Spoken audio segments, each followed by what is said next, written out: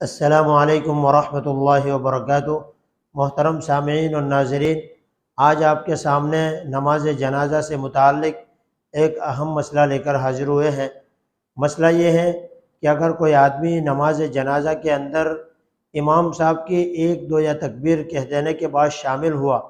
تو وہ آدمی اپنی نماز کیسے مکمل کرے گا؟ دیکھیے، اس کے جواب کے اندر تفصیل یہ ہے کہ آدمی کے شریک ہونے کی دو صورتیں ہیں۔ نمبر ایک کہ اس شریک ہونے والے کو یہ پتہ ہو کہ امام صاحب کی کون سی تکبیر ہے۔ دوسری صورت یہ کہ اس شریک ہونے والے کو یہ پتہ نہ ہو کہ امام صاحب کی کون سی تکبیر ہے۔ پہلی صورت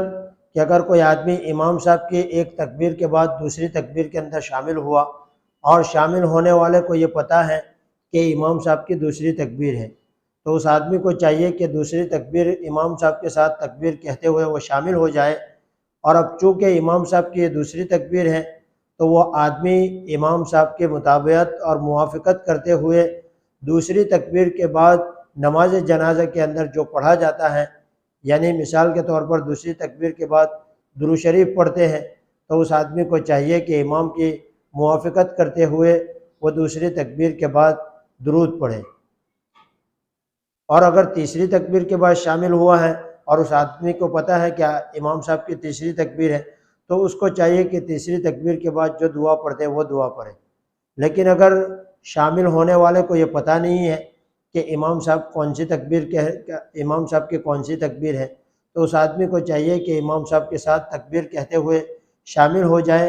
اور اب ترتیب وار، کیونکہ اس کو پتہ نہیں ہے کہ امام صاحب کی کون سی تکبیر ہے، اس لیے اس آدمی کو چاہیے کہ ترتیب کے ساتھ پہلے ثنا پڑھے، پھر درود پڑھے، پھر دعائے مغفرت جو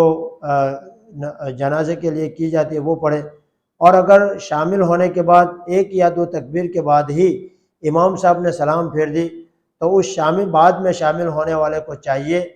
کہ اگر ان چھوٹی ہوئی تکبیروں کو دعاؤں کے ساتھ پڑھ کر پورا کرنا ممکن نہ ہو، اور ایسا ہی ہوتا ہے کہ امام صاحب کے سلام پھیرنے کے بعد فوراً جنازہ اٹھا لیا جاتا ہے، تو اس بعد میں شامل ہونے والے کو چاہیے کہ وہ صرف اپنی چھوٹی ہوئی تکبیروں کو کہہ کر اپنی نماز کو مکمل کر لے، سلام پھیر دے۔ اللہ اللہ